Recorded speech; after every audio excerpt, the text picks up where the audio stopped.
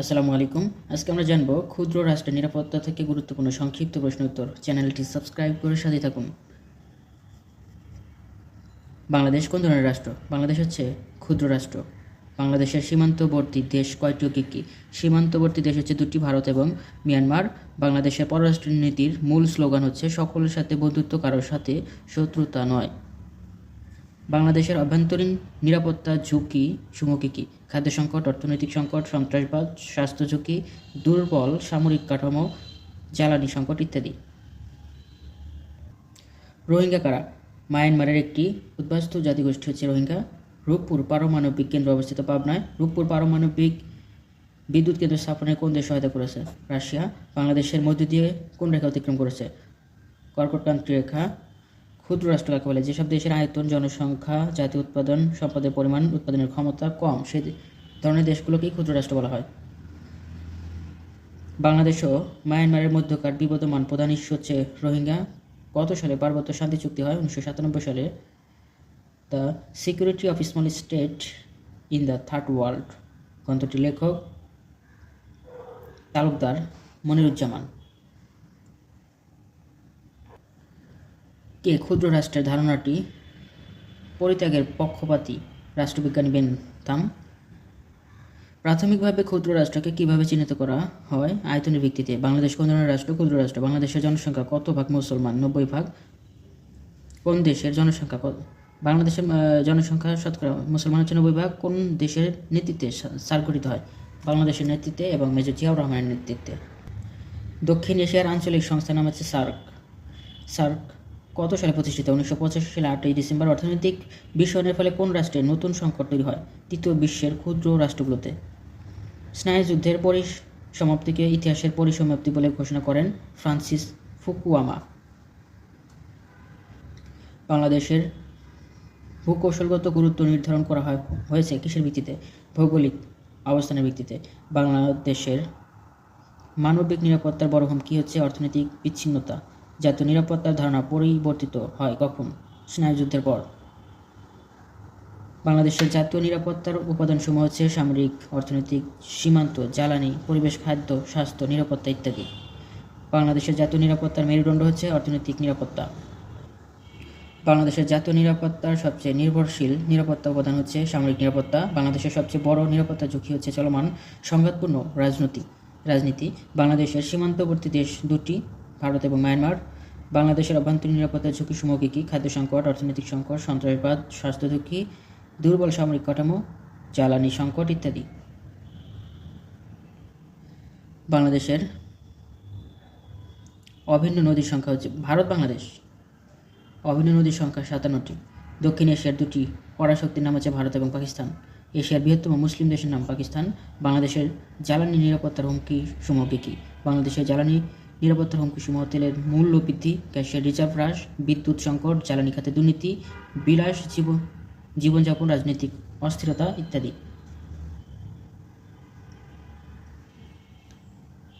জ্বালানির অন্যতম উৎস হচ্ছে গ্যাস, তেল ও কয়লা। বিদ্যুৎ উৎপাদনে কত শতাংশ প্রাকৃতিক গ্যাস ব্যবহৃত হয়? 90%। সেচ ব্যবস্থায় কোনটি ব্যবহৃত হয়? বিদ্যুৎ। ফুলবাড়ি কয়লা খনি কোথায় অবস্থিত? দিনাজপুরে। কত সালে দিনাজপুরের ফুলবাড়ি কয়লা খনিতে কয়লা উত্তোলন কেন্দ্র করে সংঘর্ষ বাধে? 2006 সালের 26 আগস্টে। রূপপুর পারমাণবিক কেন্দ্র অবস্থিত পাবনায়। রূপপুর পারমাণবিক বিদ্যুৎ কেন্দ্র স্থাপনের কোন দেশ সহায়তা করেছে? রাশিয়া। বিশ্বের কোন দেশ বেশি জ্বালানি তেল ব্যবহার করে? যুক্তরাষ্ট্র। বাংলাদেশের কোন কোন খাতে জ্বালানি সম্পদের অধিক গুরুত্ব আছে? কৃষি, শিল্প, বাণিজ্য ইত্যাদি ক্ষেত্রে। বাংলাদেশের কোন অঞ্চলে অতিরিক্ত খরাপ্রবণ? বাংলাদেশের কোন অঞ্চল অতিরিক্ত খরা? উত্তরাঞ্চল। বাংলাদেশের কোন ক্ষেত্রে প্রচুর পানি ব্যবহৃত হয়? কৃষিক্ষেত্রে। বাংলাদেশের পানির সমস্যার মূল কারণ হচ্ছে ভারত বাংলাদেশ পানি বন্টনে অকার্যকারিতা। কোন দশকে জোট নিরপেক্ষ আন্দোলন গড়ে ওঠে? 60-এর দশকে। বিশ্ব ব্যবস্থার দ্বিমেরুকরণ ঘটার কারণ কি? স্নায়ুযুদ্ধ। বাংলাদেশ কত সালে ফারাক্কা সমস্যাটি জোট নিরপেক্ষ সম্মেলনে উত্থাপন করে? 1976 সালে। আসিয়ানের জন্ম হয় অর্থনৈতিক সহযোগিতার জন্য। সার্কে কোন বিষয়টি আলোচনা করার সুযোগ নেই? দ্বিপাক্ষিক সমস্যা ও রাজনৈতিক বিষয়। অর্থনৈতিক সহযোগিতার পূর্বশর্ত হচ্ছে রাজনৈতিক সহযোগিতা। কত সালে সিমলা চুক্তি হয়? 1972 সালে। তেসরা জুলাইয়ে বাংলাদেশের প্রতি কিলোমিটারে কতজন লোক বসবাস করে? 1084 জন। বাংলাদেশের অর্থনৈতিক নিরাপত্তার হুমকিসমূহ হচ্ছে রাজনৈতিক অস্থিতিশীলতা, দারিদ্র্য, জনসংখ্যার বৃদ্ধি, বেকারত্ব, দুর্নীতি, দুর্বল অবকাঠামো ইত্যাদি। বাংলাদেশের আয়তন 2,46,037 বর্গ কিলোমিটার। বর্তমান বাংলাদেশের মাথাপিছু আয় হচ্ছে 1400, এটা আপডেট দেখে নিতে হবে। অর্থনৈতিক উন্নয়নের পূর্ব শর্ত হচ্ছে উন্নত অবকাঠামো। বাংলাদেশের শিক্ষার হার 62%। বিশ্বের উষ্ণতা বৃদ্ধির কারণ হচ্ছে জলবায়ু পরিবর্তন। জলবায়ু পরিবর্তনের ফলে কোন দেশগুলো বেশি ক্ষতিগ্রস্ত হচ্ছে? উন্নয়নশীল দেশগুলো। কত সালে বাংলাদেশে সিডর আঘাত হানে? 2007 সালের 15 নভেম্বরে। কত সালে বাংলাদেশে আইলা আঘাত হানে? 2009 সালে। বাংলাদেশের প্রাকৃতিক দুর্যোগের জন্য দায়ী হচ্ছে জলবায়ু পরিবর্তন। জলবায়ু কাকে বলে? কয়েক বছরের আবহাওয়ার গড়কে জলবায়ু বলে। মেরু অঞ্চলের বরফ গলার কারণ হচ্ছে গ্রিনহাউস গ্যাস। কত সালে কার্বন ডাইঅক্সাইড গ্যাস আবিষ্কৃত হয়? 1824 সালে। কে কার্বন ডাইঅক্সাইড গ্যাস আবিষ্কার করে? জোসেফ ফোভিয়ার। গ্রিনহাউস গ্যাসের মধ্যে সবচেয়ে ক্ষতিকর গ্যাস হচ্ছে কার্বন ডাইঅক্সাইড। বায়ুমণ্ডলের কার্বন ডাইঅক্সাইডের নির্গমন 30 গুণ বৃদ্ধি পাওয়ার কারণ হচ্ছে শিল্প বিপ্লব। বায়ুমণ্ডলের জলীয় বাষ্পের স্থায়িত্বকাল হচ্ছে 7 থেকে 8 দিন। বায়ুমণ্ডলের 15% উষ্ণতার জন্য দায়ী কোন গ্যাস? মিথেন। পৃথিবীর ওজোন স্তরের ক্ষতি করে কোন গ্যাস? ক্লোরোফ্লোরোকার্বন অর্থাৎ সিএফসি গ্যাস। কত সালে প্রথম ধারিত্রী সম্মেলন অনুষ্ঠিত হয়? 1992 সালে প্রথম ধারিত্রী সম্মেলন অনুষ্ঠিত হয় রিও ডি জেনেরি, ব্রাজিলে। কোন সম্মেলনের মাধ্যমে পরিবেশ বিষয়টি বিশ্ববাসীর দৃষ্টি আকর্ষণ করে? 1992 সালে রিও ডি জেনেরি সম্মেলনের মাধ্যমে। কত সালে ইন্দোনেশিয়ার বালিতে পরিবেশ বিষয়ক সম্মেলন অনুষ্ঠিত হয়? 2007 সালে। বৈশ্বিক জলবায়ু পরিবর্তনের জন্য দায়ী হচ্ছে ধনী দেশগুলো। কত সালে কিয়োটো প্রোটোকল স্বাক্ষরিত হয়? 1997 সালে। কিয়োটো চুক্তি কোন বিষয়ের সাথে সম্পৃক্ত? পরিবেশ। কত সালে যুক্তরাষ্ট্র কিয়োটো চুক্তি প্রত্যাখ্যান করে? 2001 সালে। বিশ্বের বেশি কার্বন নিঃসরণকারী দেশ হচ্ছে যুক্তরাষ্ট্র।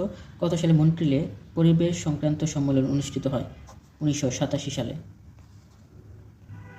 গ্রিনপিস কি আন্তর্জাতিক পরিবেশবাদী সংগঠন? বিশ্বব্যাংকের মধ্যে 2050 সালে বাংলাদেশের কত লোক উদ্বাস্তু হবে? 2,20 লাখ। গত 100 বছরে পৃথিবীর তাপমাত্রা বৃদ্ধি কত? 0.3 ডিগ্রি সেলসিয়াস থেকে 0.6 ডিগ্রি সেলসিয়াস। পৃথিবীর মোট বনভূমির পরিমাণ কত? 4,30 লাখ বর্গ কিলোমিটার। বিশ্বে মেরুকরণ প্রবণতা বৃদ্ধির কারণ হচ্ছে ভূমিধস। 1992 সালে রিও সম্মেলনের বিশ্বের কোন দেশকে প্রাকৃতিক দুর্যোগের দিক দিয়ে ঝুঁকিপূর্ণ দেশ হিসেবে উল্লেখ করা হয়? বাংলাদেশকে।